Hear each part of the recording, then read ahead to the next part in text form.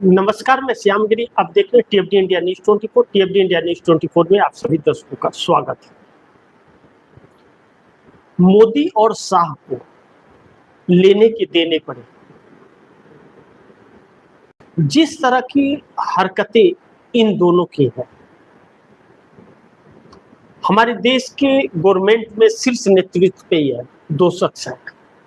इन दोनों शख्स के हाथ में पूरा देश है, लेकिन कभी भी नरेंद्र मोदी ने या अमित शाह ने इस देश को अपना देश समझ करके काम नहीं किया, बल्कि इस देश को गुलाम बनाकर लूटने का कार्य लगातार किया। इस बात से इनकार नहीं किया जा सकता। अब जैसा मैंने कहा कि मोदी और शाह को लेने के देने पड़े, इसे दो भागों में हम लोग बांटते थे कि मोदी और शाह की जो इस वक्त सरकार है, यह सरकार पूरी तरह से निर्भर दो शख्स के ऊपर है, नीतीश और नायडू। चाहे न चाहे चर्चा करनी पड़ती है। ऐसे में दोनों के 30 सांसदों के समर्थन से यह सरकार चल रही है 2024 से, क्योंकि भारतीय जनता पार्टी के पास बहुमत नहीं है। 240 सीटें हैं और उन 240 सीटों में 100 सीटें संदेह के घेरे में, जिस पर सुप्रीम कोर्ट सुनवाई नहीं कर रहा है और ना फैसला दे रहा है। क्योंकि उसका आका बैठा हुआ है कुर्सी पर, तो क्यों फैसला देगा और क्यों सुनवाई करेगा। अब ऐसे में जब मोदी और शाह चुनाव आयोग के ऊपर और न्यायपालिका पर कब्जा और मीडिया पर होने के बावजूद जब चुनाव नहीं जीत पा रहे हैं, आप दर्शक सोचिए, कोई चोरी क्यों करेगा? अगर उसके घर में खाने को है, रोजगार है, तो चोरी क्यों करेगा? तो इस सरकार के साथ जनता नहीं है। देश की जनता इस सरकार के खिलाफ है और यह सरकार जानती है कि हम चुनाव नहीं जीत सकते, तो एसआईआर का फॉर्मूला निकाला, स्पेशल इंसेंटिव रिवीजन। अब स्पेशल इंसेंटिव रिवीजन के जरिए इस सरकार ने विपक्ष के वोटों को टारगेट करके काटा और फर्जी वोटर्स का नाम जोड़ा, डुप्लीकेट वोटर, जो दिल्ली में भी है और यूपी में भी है। इस तरह से एक उदाहरण आप दर्शकों को दे रहा हूं। उसके बावजूद अगर विपक्ष की सीटें आती हैं तो लानत है ऐसी सरकार पर और ऐसी सरकार की नीतियों पर। फिर इससे अच्छा चुनाव आयोग बंद कर दे, ताला मार दे, सुप्रीम कोर्ट न्यायपालिकाओं में ताला मार दिया जाए, राष्ट्रपति जो मूर्ति बनकर के बैठी हुई है महामहिम जी, उनके राष्ट्रपति भवन में ताला मार दिया जाए। मोदी कह दे कि जब तक आरएसएस की आखिरी सांस रहेगी तब तक भारत उसका गुलाम रहेगा। यह कहने की हिम्मत नहीं है। जिस दिन इन लोगों ने यह बात शब्द निकाल दी, उस दिन कुचल डालेंगे लोग इनको पैरों के तले। संविधान बदलने की बात की तो 303 सीटों से 240 सीटों पर यह सरकार आकर के खड़ी हो गई। अब नरेंद्र मोदी जब नहीं बहुमत है और एनडीए गठबंधन का बहुमत है, तो यह विपक्ष को तोड़ रहे हैं और 5 करोड़ से लेकर 50 करोड़ में लोगों को खरीद रहे हैं। उसके बाद भी नहीं टूट रहे तो रात को 3 बजे सीआईडी की टीम ममता बनर्जी के भतीजे अभिषेक बनर्जी के घर पहुंच जाती है और ममता बनर्जी के खिलाफ भी एफआईआर हो जाता है, क्योंकि सनातन का उन्होंने अपमान कर दिया। यह पाखंडी बताएंगे कि सनातन क्या है, क्या हिंदू है? हिंदू इनकी परिभाषा से चलेगा। सबसे ज्यादा खतरा अगर हिंदुओं को है तो बीजेपी की सरकार से है, इस बात से इनकार नहीं कर सकते। सबसे ज्यादा अगर खतरा है तो उस आरएसएस से खतरा है, जो हिंदुत्व का पाखंड करती है और खुद को हिंदुत्व उसे नहीं पता है। ऐसे में ममता बनर्जी के भतीजे के घर के दरवाजे को तोड़कर जो ईडी घुसी है, सीआईडी घुसी है रात को 3 बजे, इसका जवाब सरकार नहीं दे पा रही है कि क्यों घुसी है सीआईडी और किसने इजाजत दिया इसे दरवाजा तोड़ने का। क्या कोई आतंकवादी उस घर में आ गया था? इन सभी चीजों को देख करके जिस तरह से ममता बनर्जी को प्रताड़ित किया जा रहा है और ममता बनर्जी पर पूरा कब्जा किया जा रहा है, इसका मतलब है कि ममता बनर्जी अगर बंगाल में है तो भारतीय जनता पार्टी सत्ता में रह करके भी सत्ता कभी भी उखड़ जाएगी उसकी। इसलिए ममता बनर्जी को बंगाल से दूर करो, और यह काम भाजपा कर नहीं पाएगी, 7 जन्म में नहीं कर पाएगी। अब भाजपा के खिलाफ जिस तरह से कांग्रेस ने मोर्चा खोल दिया है, राहुल गांधी ने अब सीधा संवाद करने लोगों से निकल रहे, छात्रों से, मजदूरों से, किसानों से,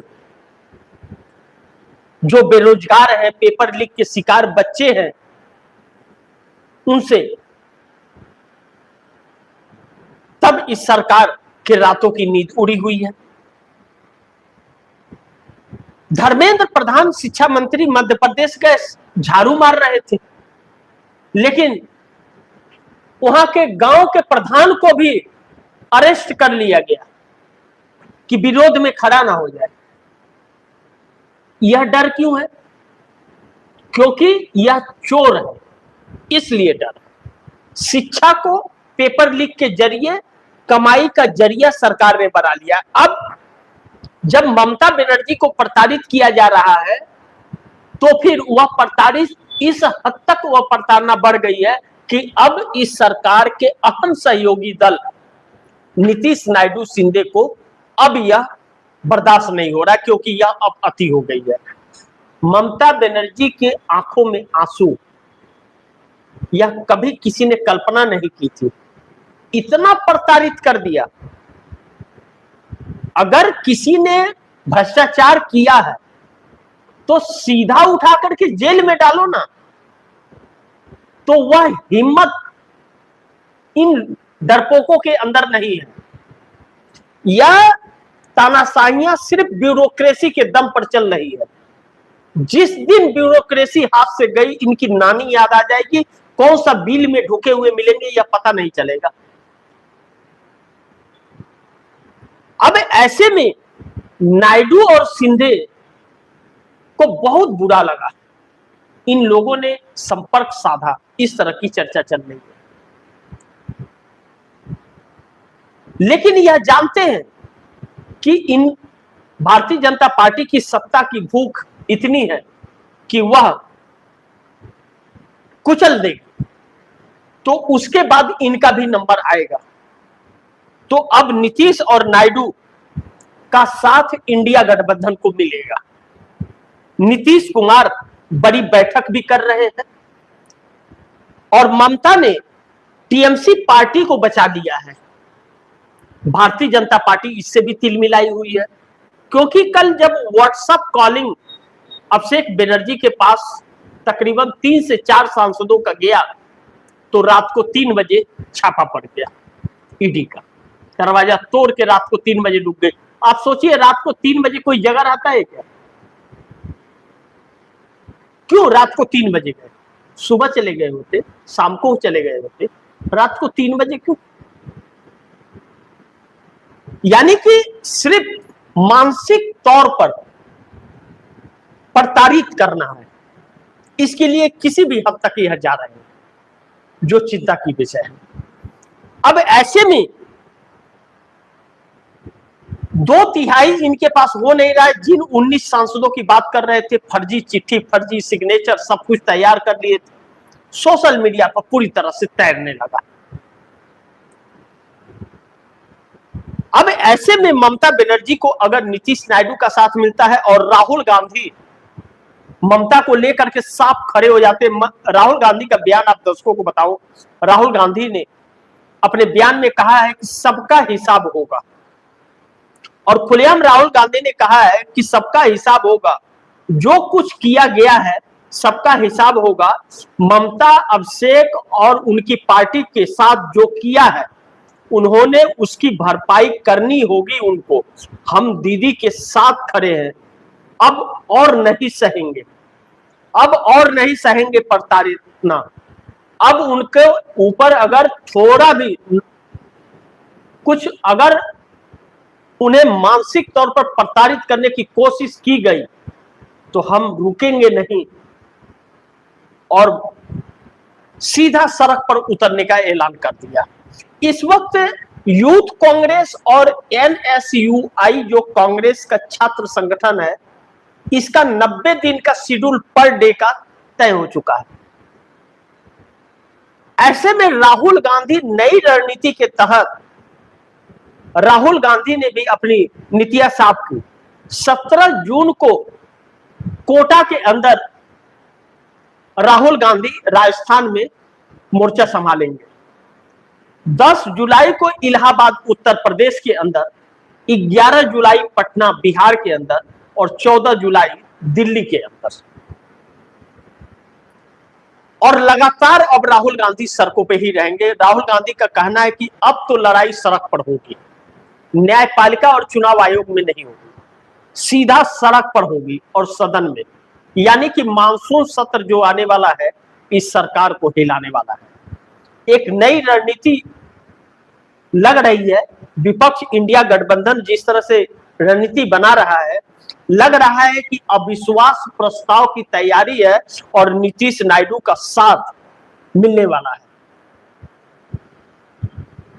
और नीतीश नायडू ममता का भी साथ देने को तैयार है। तीनों कभी एक रहा करते थे, एनडीए गठबंधन के तीनों अहम हिस्सा थे, लेकिन आडवाणी वाली बात नहीं रही।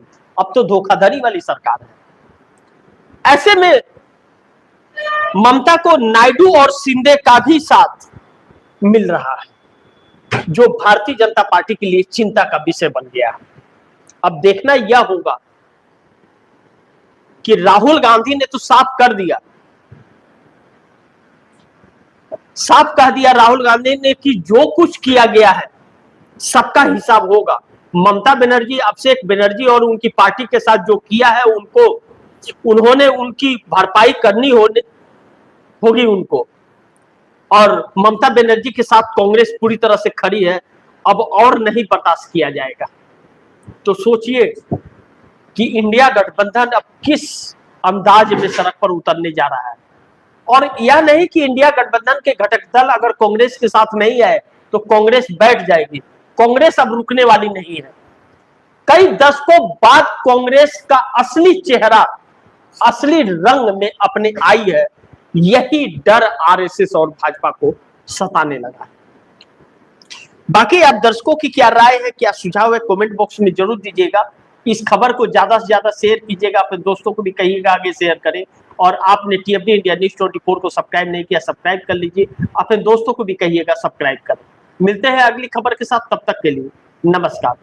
लेकिन आप दर्शकों से गुजारिश है इस खबर को ज्यादा से ज्यादा शेयर कीजिए, अपने दोस्तों को भी कहिए आगे शेयर करें।